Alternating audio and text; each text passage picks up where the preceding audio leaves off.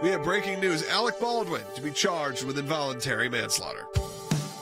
Keeping you informed and engaged, now more than ever. This is Sekulow. We want to hear from you. Share and post your comments or call 1-800-684-3110. And now your host, Logan Sekulow. This is Logan Sekulow. We do breaking news, and we have our legal team of experts in here. We have Dad J. Sekulow, Andy Economy, Wes Smith. Let's make sure that that's not just me covering this big legal case that's happening right now. As actor Alec Baldwin, as you know, last year, or maybe it's over a year now, there was an on-set issue, a death that happened during the shooting of the film Rust, where he was allegedly given a gun to use as a Western and ended up killing one person and shooting another person. And this has been breaking news that came out this morning after about a year and a half.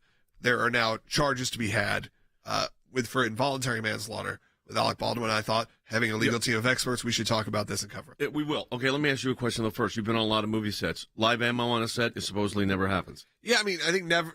I wouldn't say never. This has happened before. It's not like this is the lone time someone has been killed on a movie set. Now, often it's not by live rounds. Often it is by a issue that happens even with with blanks being a problem if you're close enough range, and things could still happen. Shards, stuff like that gets caught. So this does happen from time to time, very rarely, where there are deaths on movie sets that aren't in the sense of like a stunt person. Yeah. That happens actually, sadly, fairly regularly. That's why you have stunt people. But when it comes to a situation like this, rarely happens. But these are low-budget movies. As someone who's worked on plenty of low-budget movies, I know costs are cut. You do take a lot of liberties. You do, but not on stuff like that. A lot of people are guerrilla filmmakers. They go in, they get the shot, they do what they need to get done. But in this situation, you had obviously enough money to pay Alec Baldwin, a very popular actor, and not have the people properly in place. Not just him; it's also we saw the charging of the armorer, which, if you want to know what that is, that's essentially the person in charge of the weapons into all of that on set. All right, Andy, you have tried a lot of murder cases and involuntary manslaughter cases, and murder and manslaughter are not the same, but it's a serious charge. No, let's talk about that for just a second. You've got homicide, the killing of a human being. This is not a murder case, so there's three kinds of murders. There's murder with malice aforethought, there's voluntary manslaughter, and there is this case, which is involuntary manslaughter. Involuntary manslaughter is manslaughter, which is an unlawful killing of a human being without malice aforethought. Involuntary manslaughter consists of manslaughter committed in the commission of an unlawful act not amounting to a felony, okay, or in the commission of a lawful act which might produce death in an unlawful manner. So that's how you break this down. All right, now let me ask this question. Wes Smith, Colonel in the United States Army, weapons. Retired, obviously. Wes, the armorer, what is that person's job? The armorer is in charge of the transportation, storage, and the safe use of any weapon on a movie set, to include firearms. Not all the weapons are necessarily firearms, but they're in charge of that. And I went and looked at the website today for the International Alliance of Theatrical Stage Employees, and on their site, it says an armorer specifically has to make sure the actor is competent. The actor knows how many blank rounds there are each time they shoot a scene and where to aim the weapon. And it seems like in this case, a lot of those requirements were not met. Each state's different, but each state does require a licensed armorer on the set. Sometimes it's called an entertainment firearms permit, but you cannot have weapons on a set without a licensed armorer there. Yeah, I mean, I think that's accurate. Again, costs are cut. Things happen when you're making these independent films. But then people are held responsible when it does. Well, now what you're going to have, and this is what's happening right now in Hollywood, accidents like this that not only disrupt, obviously kill people, but also disrupts people's lives, think about the hundreds of people that probably worked on this movie and now have no job. So you have to go think about all of that. We're going to keep covering it, though. Coming up, if you have a question or comment, give us a call, 1-800-684-3110.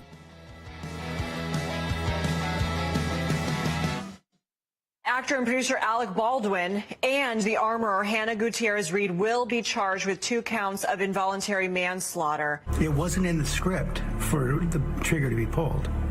Well, the trigger wasn't pulled. I didn't pull the trigger. So you never pulled the trigger? No. I would never point a gun at anyone and pull a trigger at them, never. Alec Baldwin has consistently denied that he pulled the trigger of that Colt 45 here. But that FBI forensics team, when they did an investigation of that firearm, they say that there was no way possible that the functioning of that gun could have fired without him pulling the trigger. In a statement just released, prosecutors say, after a thorough review of the evidence and the laws of the state of New Mexico, I have determined that there is sufficient evidence to file criminal charges against Alec Baldwin and other members of the Rust film crew. On my watch, no one is above the law and everyone deserves justice. They're not going to push forward with charges, involuntary manslaughter, if they think they cannot prove it. Everybody involved here has agreed that this was a tragedy, that it was a mistake. Halyna Hutchins, as a result, though, is dead. She was the lead, the director of photography. She was the cinematographer here. She was shot and killed by that bullet, as well as the director here, who that one bullet, Joel Souza, once it passed through Halyna Hutchins, then struck Joel Souza into the shoulder. This is a tragic play here, and now one that ultimately it'll be up to the courts to determine the level of guilt that these individuals incurred. The next step is, again, hearing from the representatives from Alec Baldwin. Or does Alec come out, or did Baldwin come out himself and speak on behalf of this after the DA made that announcement? Either way, potential jail time, that could be one of the punishments there. Major news. Again, Alec Baldwin, famed actor, charged with involuntary manslaughter for the death of Halyna Hutchins on the set of Rust.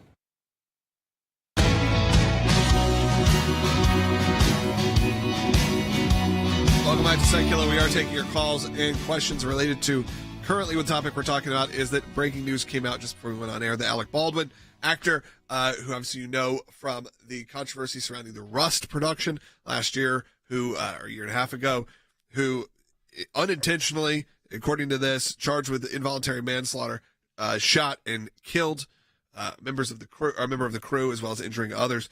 And this is something that's just breaking, and we thought the fact that we do have legal experts on this, we could talk a little bit more about what this means.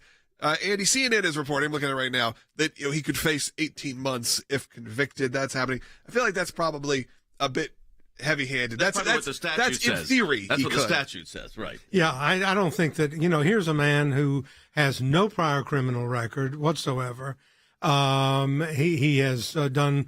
He may get community service. He may be put on some probated sentence if he's found guilty, of course. And the guilt has to be proven beyond a reasonable doubt.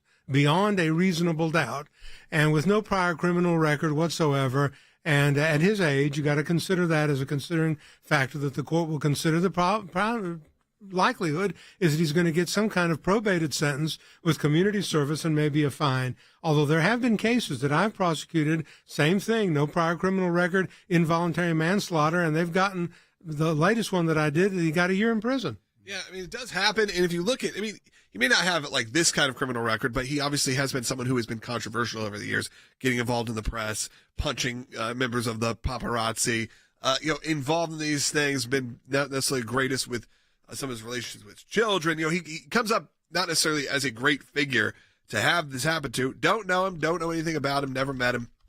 I don't want to pretend that we do. The members of the Baldwin family who we have had relationships with that are great people. So I don't want to be out there disparaging anyone in this. I think we need to keep this just sort of in the news. I know a lot of you follow him because he is obviously very outspoken politically. So there's a lot of feelings towards him. That's more what I mean. There's a lot of feelings towards this person. And you have a actual potential no one really expected, which was that he'd be charged and at some point likely essentially convicted of involuntary manslaughter, which, knowing what happened here on the production, it's a horrible tragedy. Can't think of anything worse happening during a movie, but like you said, it has happened before. People have died while making films, whether that is by accident. Yep. Usually it's not this direct. It's not usually someone is handed a gun, it is loaded, and they fire and they kill someone. Usually it is a big, giant accident that happens. Set something comes down. Yeah. Something breaks. It You're does using happen. a helicopter in a scene and something goes wrong. But they Those use kinds of in things. this kind of situation, though, on the sets, you do use real weapons usually. It's just Often, usually they keep the ammo separate. So what was the weapon here? It was a 45 caliber revolver, and that's a big round. But, a 45 caliber revolver, there's only one way to fire it, and that's to pull the trigger. And what Mr. Baldwin was saying early on was, I didn't pull the trigger. I didn't pull the trigger. This weapon cannot fire. It's not like a semi-automatic weapon that's easier to accidentally fire. This is a revolver. You have to cock it and pull the trigger, or just pull the trigger. And the FBI said that, in fact, they that did examined happen. it, and they said this weapon is not faulty. So Andy had a different case, but not that. It made national news a number of years, probably been, 7-8 years ago, I guess. Yes, probably now, yeah. And it involved a documentary that was being done on the Allman Brothers, the band. What happened there? Well, in that case, it was in Jessup in Wayne County, Georgia, which is extreme southeast Georgia. They were filming a scene where one of the Allman Brothers was lying in a bed. The idea was to lie in a bed on a railroad track while some song was being played. They went to the railroad company. They said, no, you can't put that bed on that track. That's a live railway. Well, they said, we're going to steal the scene. In other words, do it illegally. Yeah. And they put the bed on the track, and here comes the train around the bend.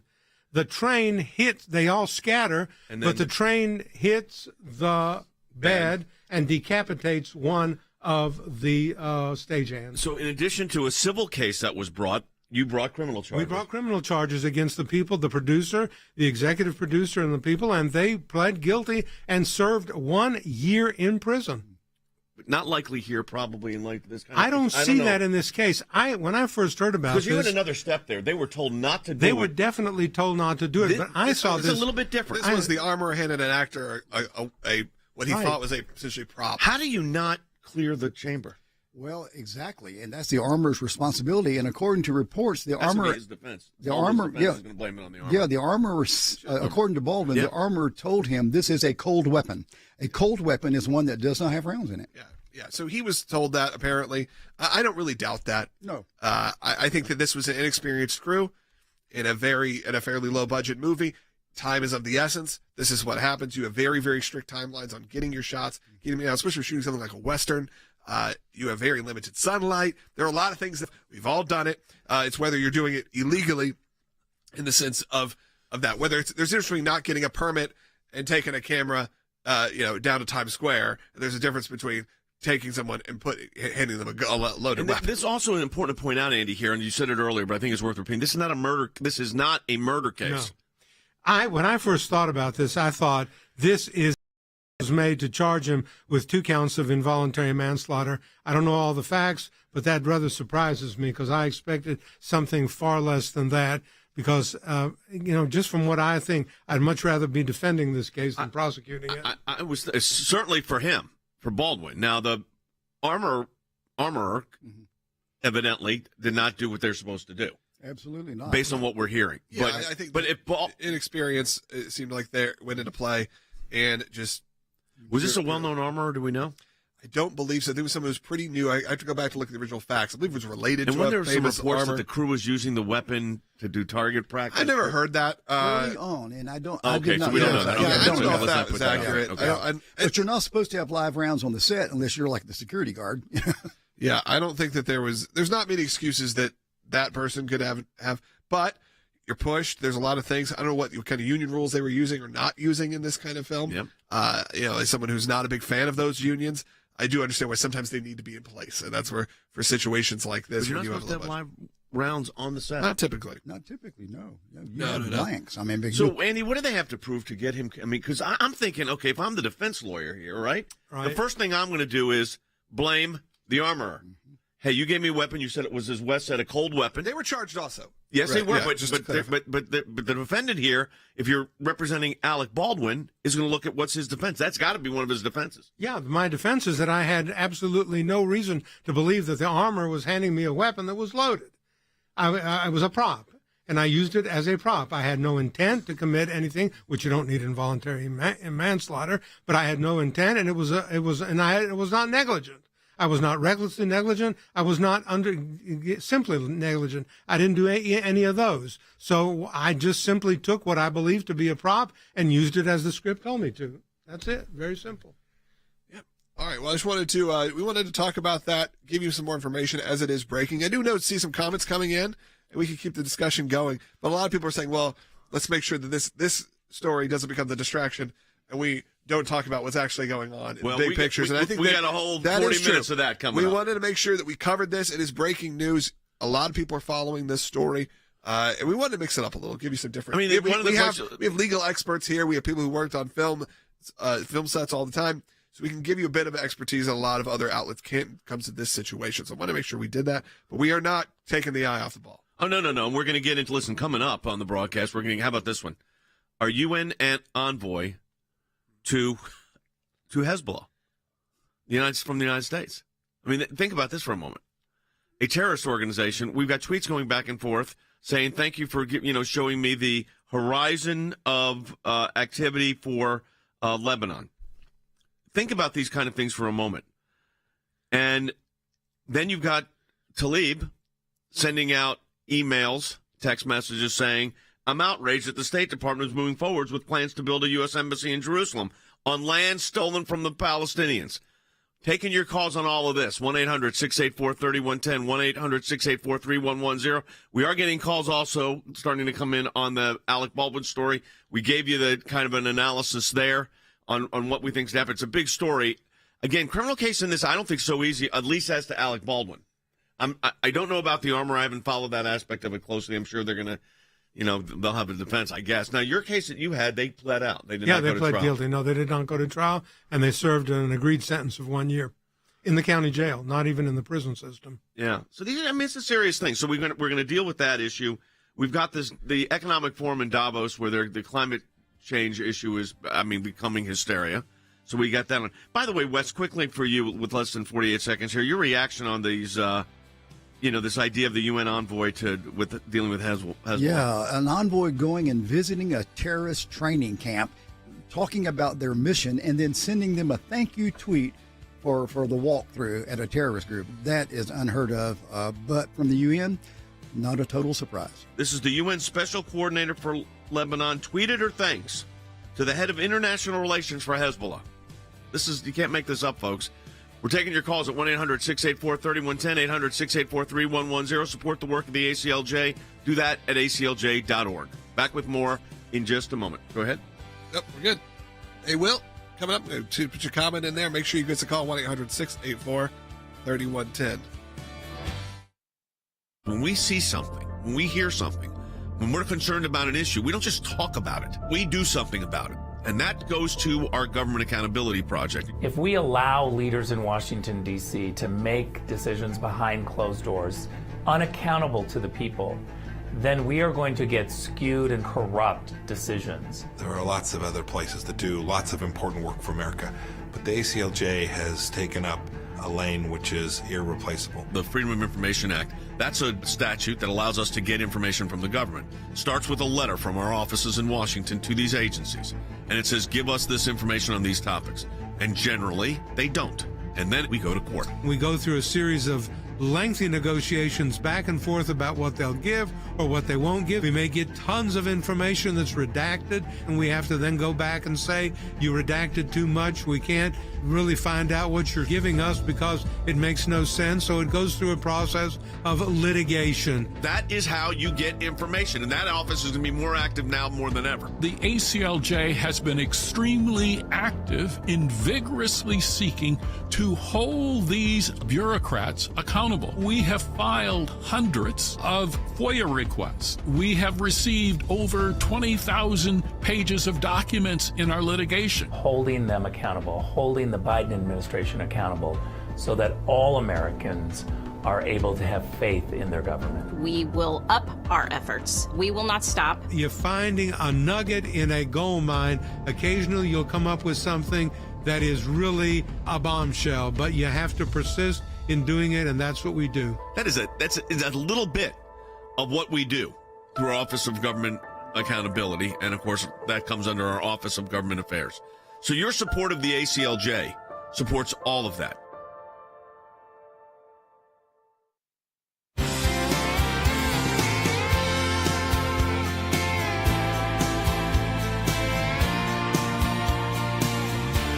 Welcome back to Sekulow. We were taking your calls on some of the topics we're bringing up today. We are going to pivot a little. We were talking about the Alec Baldwin situation, but we have some news coming out related to our office in Israel. Yeah, well, since it's our office in Israel, it's a whole Middle East situation, and I want to start with this. Tlaib, Congresswoman, this is what she tweets out. I'm outraged that the State Department is moving forward with plans to build the U.S. Embassy in Jerusalem on land stolen from the Palestinians. This is what she's putting out. By doing so, the U.S. is complicit in the illegal confiscation of Palestinian property. POTUS should reverse this Trump-era policy immediately. That's part one of this. Then part two, we're going to talk about a UN envoy meeting with Hezbollah's international representatives and thanking them for showing them the terrorist training camps. Jeff, I want to go to you first on the Jerusalem issue. We were there when when the move from Tel Aviv to Jerusalem for the embassy was done. It was a historic moment in American relations with Israel, but also internationally. It was received. Other countries have done it. But it tells you where this part of the Democrat, I don't want to blame the whole Democratic Party. I don't think that's fair. It's this Tlaib AOC wing of the party where they are.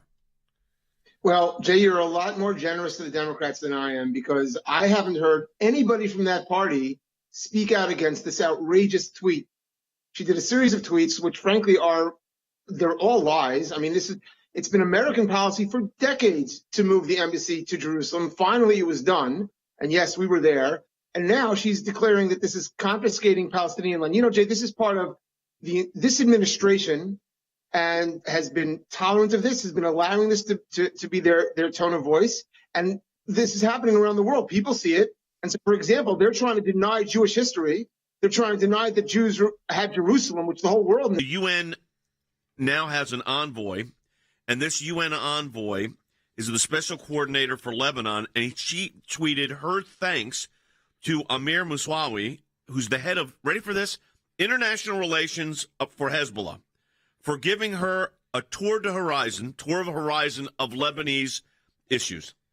Yeah, and I think that just points to the fact that the UN really does not have any credibility in what their mandate is. The UN is created basically to maintain international peace and security, and yet you have this UN envoy who speaks directly and represents directly the Secretary General of the UN, and she's giving thanks to a terrorist organization for basically giving her an overview on Lebanese issues, which is absolutely ridiculous. So you got the person giving the briefing to the UN envoy is part of a terrorist organization, and the United States is funding. We're the largest funder of the United Nations. Jeff, if you think about these two things simultaneously, Tlaib, the Israelis stole the Palestinian property, which is both factually incorrect and legally incorrect and politically wrong. And then at the same time, I've got a UN envoy saying thank you to they put a tweet thanking Hezbollah's representatives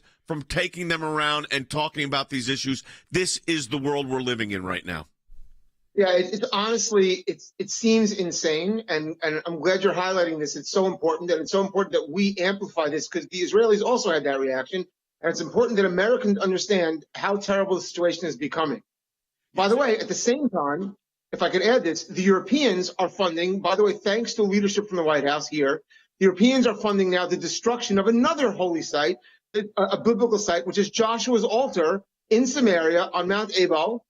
And part of it's already been destroyed and paved over, and they're moving to destroy the entire site. They're trying to eradicate all of Jewish history, all of biblical history, and assert this all belongs to the Palestinians. Yeah, and honestly, destroying biblical history and historical sites seems like something that has been going on for hundreds of years, thousands of years. It's a modus of operandi. It seems like history repeating itself. But it's interesting here. So, Jeff talked about Israel's reaction, and Israel's reaction from Joshua Zarko, who's the head of strategic affairs for the Israeli Ministry of Foreign Affairs, and we've done a lot of work with the Israeli Ministry of Foreign Affairs over the years. This is what he said: "Is this real?" Yeah, absolutely. Is this real? And the answer is yes, it is. An official senior UN representative thanks the terrorist organization responsible for the murder of a UN peacekeeper for a tour de horizon, basically the overview of what's going on in Lebanon. It is ridiculous. It's unthinkable that she would talk to the terrorist group to find out, when she has a peacekeeping mandate, to find out what's going on in Lebanon. You know, I want to follow up on what Logan just said, Jeff, because the idea of destroying the Jewish historic sites it could be the Christian historic sites too, because the Muslims terrorist groups, that's what they want to do. They want to destroy the evidence of Jewish presence in the homeland, in Israel, which you can find from biblical. I've written an entire book on this. But this is not new, but they're doing it right now again. That's right. And they're being funded to the tune of billions of dollars by the Europeans to pave over Joshua's altar. Do you know why they didn't do this 100 years ago or 20 years ago? It's because Joshua's altar was just recently discovered and verified, that site. And so now they're destroying it. Yeah, of course. And that's now that they found that they can verify a site. All right, now we can take it down. I mean, it does feel like what you heard about in your history classes, which was, here's what happened. They came in, they dominated, they took over this region, the Jewish people came back, and this happened, and then the Crusades happened, and this happens again. It just feels like we're a bit on repeat, but it's not the old history. This is happening right now, and it's government funded, and it's somewhat celebrated. Yeah, well, and I go back. Let's go back to the UN thing for a moment. I mean, I would tweet the same thing. This can't be. My first reaction was, is this real? Were the UN envoys tweeting out thanking Hezbollah for assisting them? Jeff, I mean, this seems so bizarre. This is why it's so important that we are on the ground in Jerusalem, in Washington, and at the UN. I mean, because the truth is, the world is collaborating to wipe out the existence of all of Jewish history so that they can claim that the PLO, a terrorist group, is the true stakeholder in Jerusalem, in Samaria. Yeah. And they're But don't worry, because they're going to have Hezbollah handle their public relations, apparently, because that seems to be working out very good for the UN. Right. And that's why we have such a presence at the UN, that we're always engaged there, because we are able to give the other side of the story and point out the ridiculousness of, like this UN special coordinator, how she can thank a terrorist organization for giving her basically an overview on Lebanon. And we will point it out. Every time we encounter something like this, we engage at the UN and point out the ridiculousness of these kind of statements. No, folks, and we're about to expand that work drastically. I cannot get into the details yet, but we are about to go through a major expansion of our work internationally, and it's a very exciting project. Jeff, last comment here, but we got to take these seriously because we know what they're up to. It's exactly what Logan said. Is history repeating itself? We got to interrupt the history here. That's right. And it does come from the top down. The fact that the United States government at the top levels is attacking Israel for allowing Jews to go on the Temple Mount, right? They're attacking Israel. It's outrageous. Why shouldn't Jews be allowed to go on the Temple Mount? Why shouldn't Jews be allowed to live anywhere in Jerusalem they want? Well, once that's America's policy, it emboldens the enemies of the Jews, and that's what we see. All right, Jeff, we appreciate it. Folks, your support of the ACLJ allows us to expand our work, continue the work, but expand it. You're here. You've gotten a great analysis of what we've covered today. We've been able to give you insight on a breaking news story that's unrelated to what we really do, but we have the expertise, so we used it. Then we're talking about the United Nations, and then we're talking about our office in Jerusalem. Your support of the ACLJ is critical. Let me encourage you to go to aclj.org. You can donate online, aclj.org, and follow us at Logan Sekulow, at Jordan Sekulow, at Jay Sekulow, at ACLJ, wherever you use your social media. We're there. We'll be back with more in just a moment.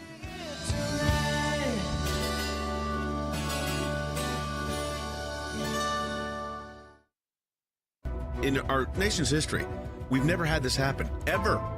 They don't like conservatives. They don't like your viewpoint. They were going after the free speech of American citizens, and these kind of actions just keep eroding the trust of American citizens in our government. This isn't about politics. This is about people and people's lives. They wanted to pressure social media companies to spy on Americans and to eliminate your ability to speak freely. Your government is weaponizing intelligence agencies to go after their political opponents. That's really scary. You're not just saying, I want to change, the priorities of the FBI. You're saying, I want to get rid of a lot of these people. This is driven by expanding the size and scope of government. This is amping up the political environment to a level that I don't think we've seen in U.S. history. Keeping you informed and engaged, now more than ever. This is Sekulow.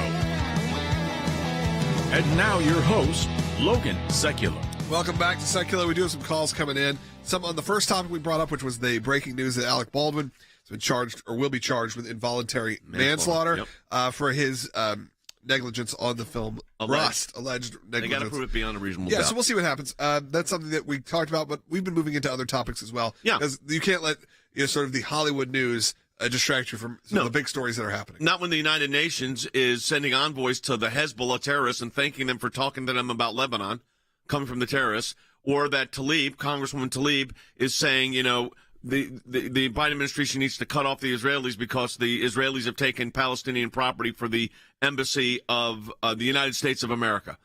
And of course, we also covered the Alec Baldwin thing. We're going to take your calls at 1-800-684-3110. We're going to talk about the Davos Economic Forum. Rick Grenell is going to be joining us. So there's a lot going on right now that we're going to talk about. But we've got calls coming in. I want to take them. 800-684-3110. Let's call on line one. Yeah, let's go to Deborah, who's calling from the state of Florida. Deborah, welcome. Hey, Deborah. Hi. Listen, I have something that's been bothering me. Okay. Why was live ammunition allowed anywhere near a movie set where guns were used as props? Yeah, and also, someone had mentioned that they were target practicing earlier we in the haven't day. been able to verify that. There's been some reports on that earlier, but go ahead, Logan. Look, Deborah, the live ammo on a set. Sure, it's certainly usually not the case. However, and not that it's an excuse, the job of the armorer is to control this. A lot of times they are using real weaponry. They are using real guns, real armor. There are things that have to be done. Blanks usually when these kind of scenes.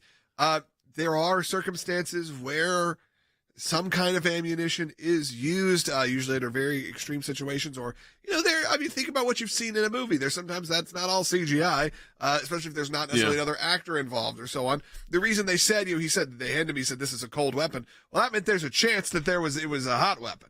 Right. So you think about it that way, because that means they were at least discussing that. It's not that often. It's certainly not going to be the case now. You are going to see. You're already seeing. You've seen last year industry-wide changes in the terms of way guns are used. You're seeing guns. Using guns in Hollywood used a lot less in general for obvious reasons. But even with these kind of movies, you're going to see a lot more props that are fully created, fully manufactured, and CGI being used a lot more. And that's puts a stress on some independent filmmakers who are trying to make some movies. Yeah. But you can't have these kind of things happen, though it is extremely rare. I think we need to look back on that. I can think of a handful of times in my lifetime where you've heard about a death on a set that was something like this. And a lot of people saw how Alec Baldwin, I know almost everyone who listens to this show dislikes his political opinions, but a lot of people looked at him as someone who had to go through something fairly traumatic.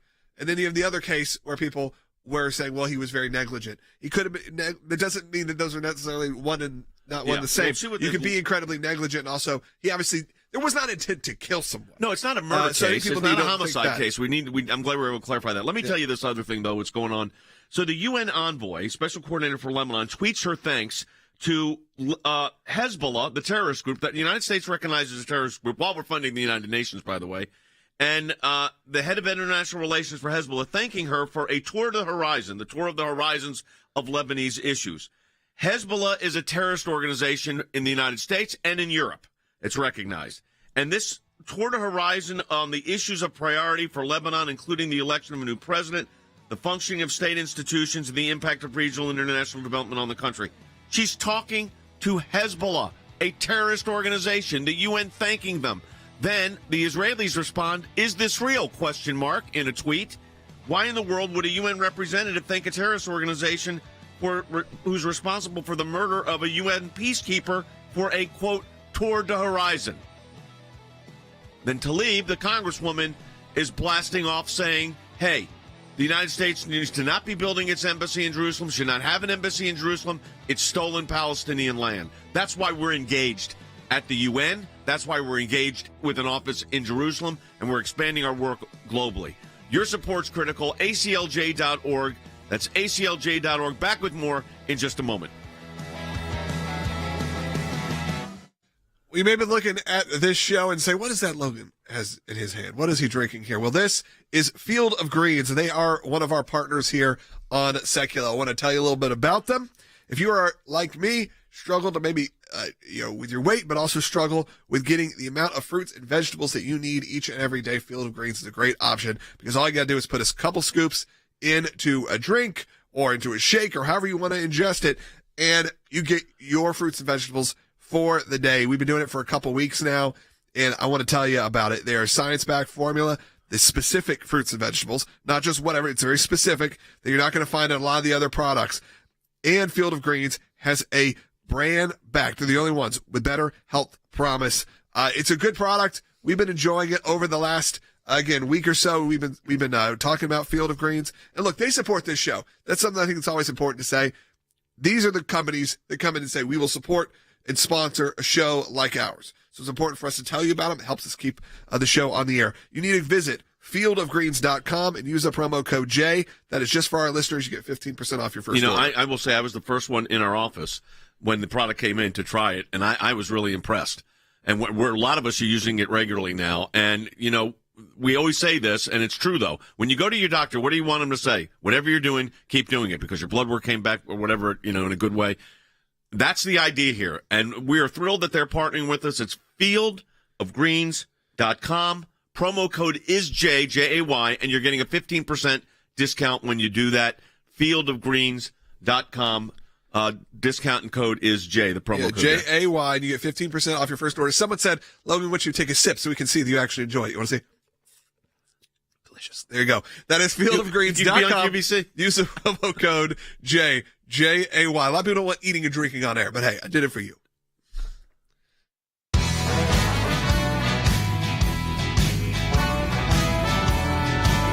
Everybody, welcome back to the broadcast. We're taking your calls at 800-684-3110. Joining us now is Rick Grenell, Senior Advisor for National Security and Global Affairs. Rick, I want to, before we get to what's going on in Davos, this is, you were at the UN for 10 years, and we're active at the United Nations, and we've intervened on a lot of matters at the UN.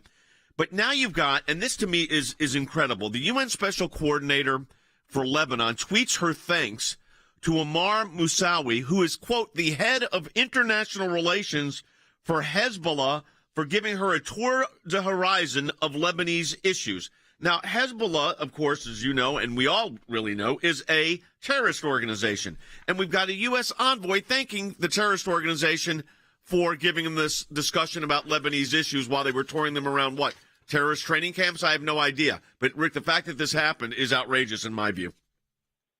Yeah, it's outrageous. And to be honest, during Republican administrations, we make it very clear to the UN that they cannot have this bifurcated view of Hezbollah. There are some countries that view Hezbollah as a service organization in addition to being a terrorist organization. It's actually laughable. It's something that common people, normal people with common sense would never separate a terrorist organization from them giving money to people. This is part of their process to convince people to join their movement. And so the UN treating them like a humanitarian organization, like a social service organization, thanking them for the tour. This is such a problem because at the UN, they don't see this as a problem. And the U.S., which is the number one funder for the United Nations, our government needs to make it very clear that we will not be funding programs or people who view Hezbollah as a good organization. I want to take this call coming in from Dan out of New York. It's got a contrary view, but I think it's fair to take it. Dan, go ahead. You're on the air. Welcome to the broadcast. Good afternoon, gentlemen. I beg to differ with you. I mean, sure. This person is an envoy. That in itself describes her mission as a peacemaker of some type or a communicator. And without information, they can't make any kind of a sound judgment. Okay, but Dan, let me ask you a couple questions here. Let's put this in perspective. An envoy, she's a UN envoy on Lebanese issues. She's not a UN envoy to Hezbollah. There wasn't a U.S. If there was, the League of Nations didn't have a League of Nations envoys to Hitler. If they weren't existent, so the fact is, you can get information from wherever you want. You don't thank a terrorist organization for anything. Would you? Well, I mean, mean, our FBI tried to designate mothers as terrorists. Okay, we said the domestic terrorism program was, Rick, this is my point. This is how it's infiltrating regular thought. That someone, okay, thanking a terrorist organization is okay. Let me give you a bottom line rule, Dan, of our view, and I'll let Rick comment. Thanking a terrorist organization is never a good idea. Rick? Yeah, look, if the point is that we need to gather information from enemies or bad people, I totally support that idea. But Jay, you're exactly right that this is an envoy for Lebanon. You don't Lebanon thank them, has but you don't thank them issues. publicly. Right. Never. You should call out Hezbollah as a terrorist organization, and you should say that any humanitarian outreach that a terrorist organization is doing is clearly designed to recruit more terrorists, not to somehow help the general population. All right, I want to turn our attention to you got this, the big event in Davos, the World Economic Forum.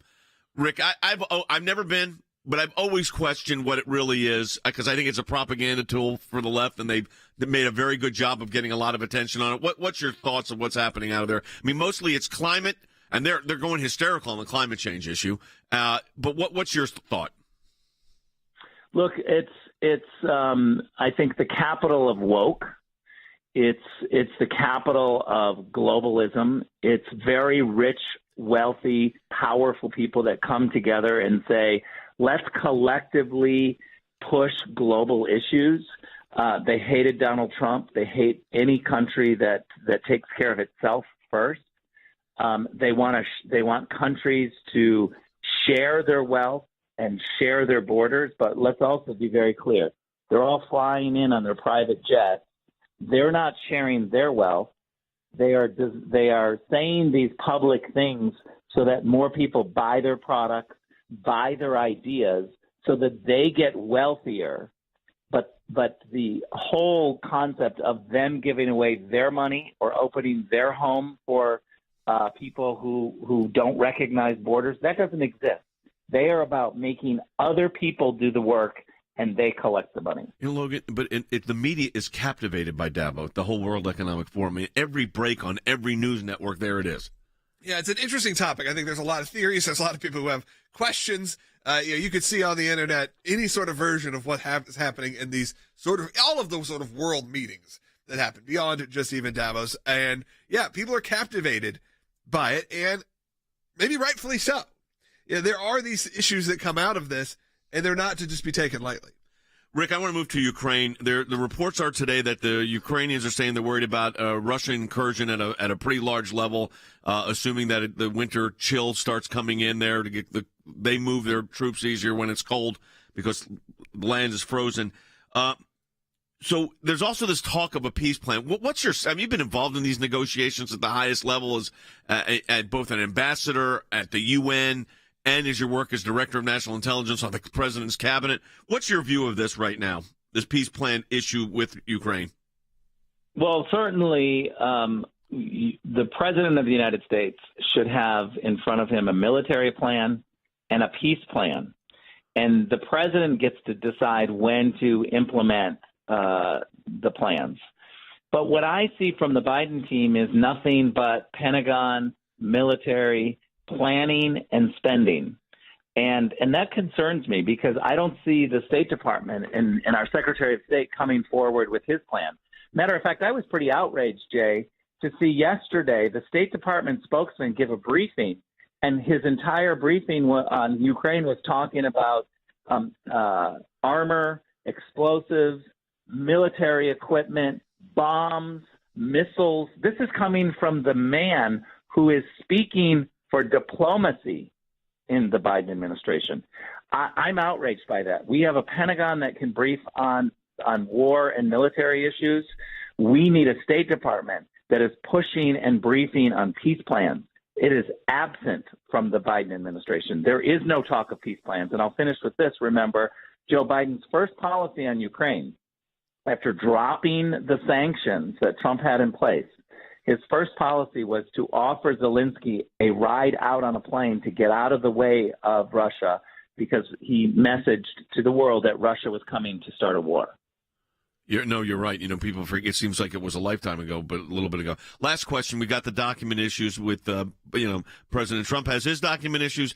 President Biden has his document issues. I mean, I always say in a situation like this, I think at this point, resolve the document issues. But to make these criminal cases, I think is ridiculous on both of their cases. Having said that, though, we've talked about these weaponization of these agencies and the way in which they're treating one way and one the other way. And the FBI was asked about maybe going in and looking for the Biden documents, and evidently the Attorney General's office said no. That's the double standard in this. Yeah, the double standard is that we're talking about documents actually from only one president and one vice president. That's true. Because these documents were Vice President Joe Biden. And I'd like to know, and the media should be focused, and maybe we at ACLJ should start pushing, did Barack Obama receive a request from Joe Biden to declassify those documents? Because if Joe Biden didn't declassify those documents, then he should be in a heap of trouble. Donald Trump was president. Hey, Rick, let me jump in here, because to that point, you'll be glad to know this. We just found out last night. We sent that when we were talking to you about getting that FOIA together to send to the National Archives. Shockingly, and I will say I am shocked. We're going to talk more about this next week on the broadcast. We got an agreement on expedited processing from the National Archives. I think the pressure was so high on them. It was one of when I talked about doing this, it was the right idea. And Ben Sisney from our office came up with targeting the National Archives, but they've authorized expedited review. We got less than a minute. I thought that's a big development. Well, it's a big development. It's a big benefit of being a part of ACLJ. I'm extremely proud of this. We take action, we deliver, and we do it in a way that puts pressure on organizations in a way where they feel the pressure. So congratulations to the whole team. Well, we appreciate it. Rick, thanks for your insight on all of this, folks. We got another segment coming up. We'll take your calls. 1-800-684-3110, 800-684-3110. Whether it is dealing with document issues in presidents and vice presidents, ACLJ there. Israel, ACLJ there. United Nations, the ACLJ there. And then, like in the Middle East, an office in Jerusalem. Your support of the ACLJ makes all that possible. I want to encourage you to go to aclj.org. That's aclj.org, and support the work of the ACLJ. And there's also a lot of ways to connect with us also, Logan. Yeah, you can find all of our social media outlets and platforms. We're everywhere. If you want to find us, subscribe. If you're watching right now on Rumble, if you're watching right now on YouTube, and you don't know about us, we're brand new to you, click that subscribe button, thumbs up, and comment. We'll be right back.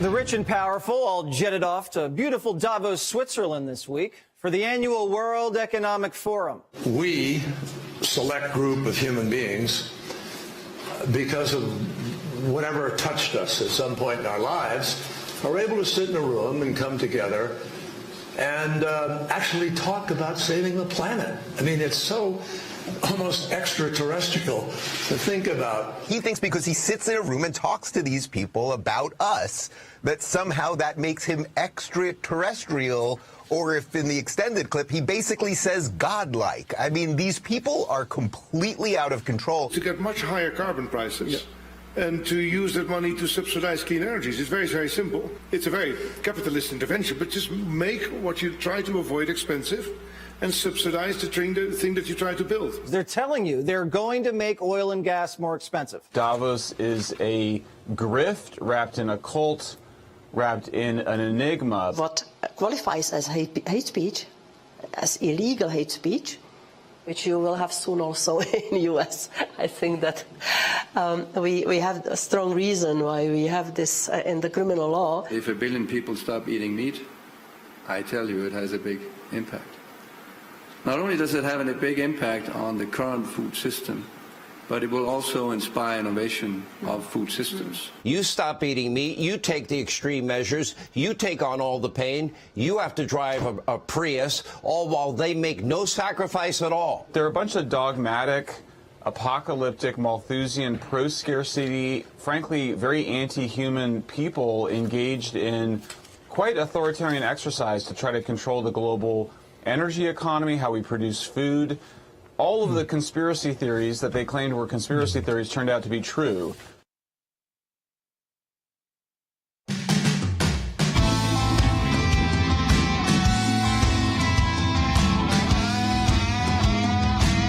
Sekulow wrapping up today's show with a little bit of a different take. Yeah, I want to play John Kerry at the World Economic Forum in Davos. I want you to listen to what he said. Harry Hutchins, our director of policies here, we're going to comment on this. But I want you to listen really carefully to what he says. John Kerry.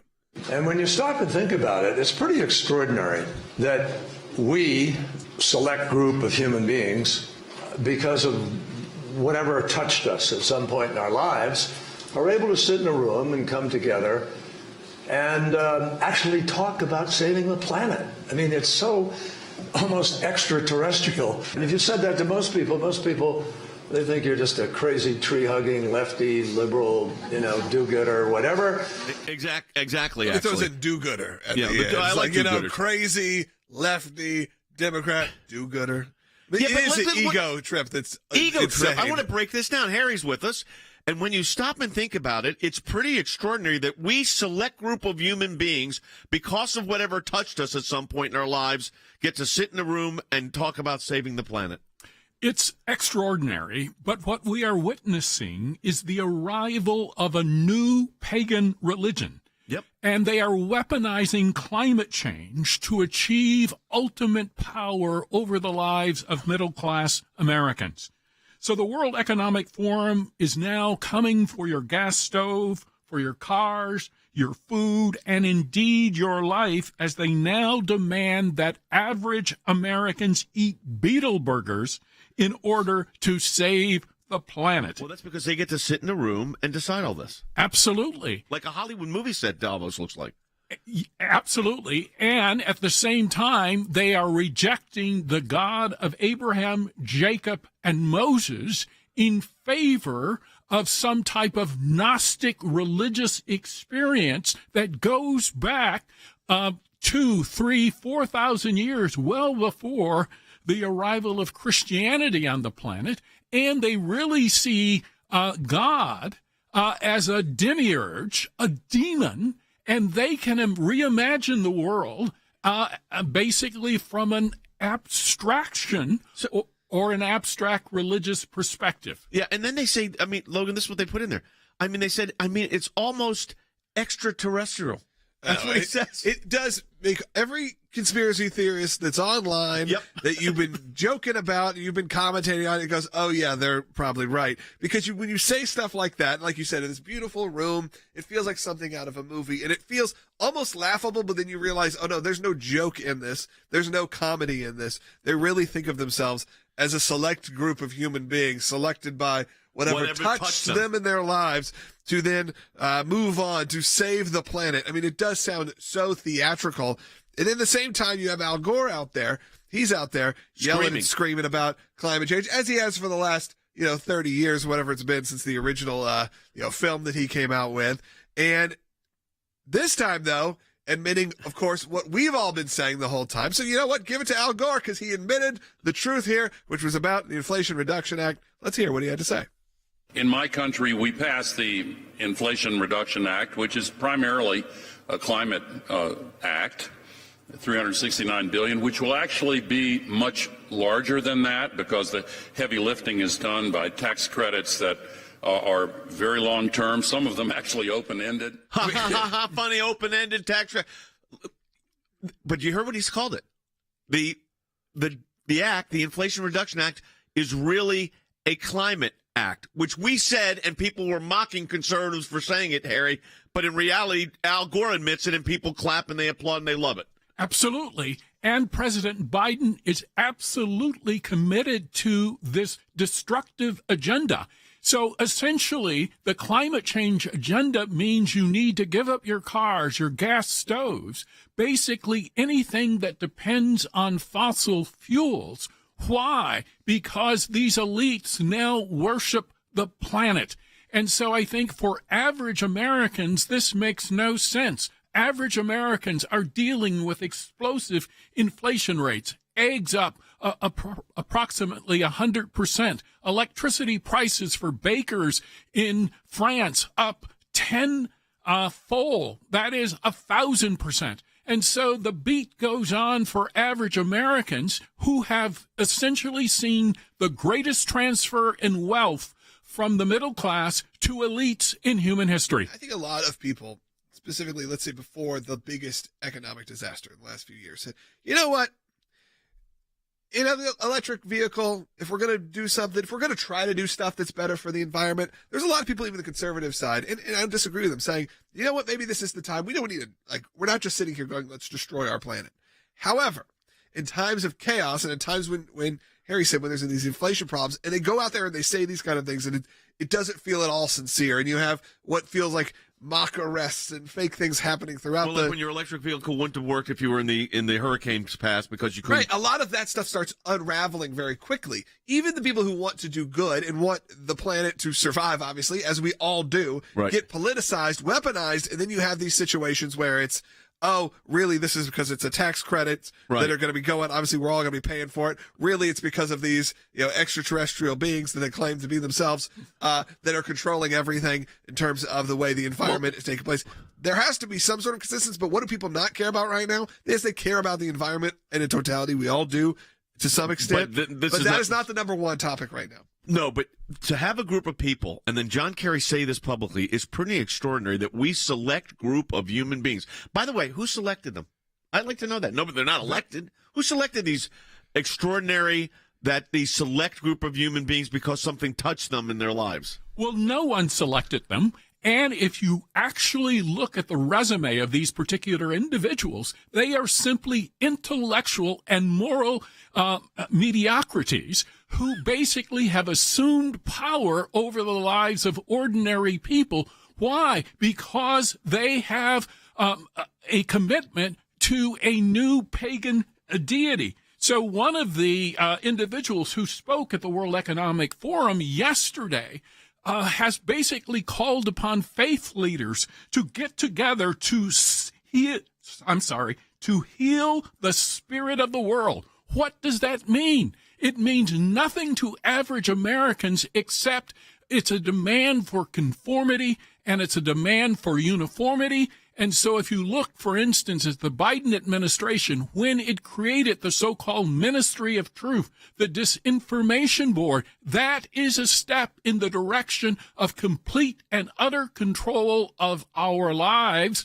And one of the other speakers at the forum suggested that in the United States, we will have to create a hate speech law that will basically eliminate and eviscerate the First Amendment.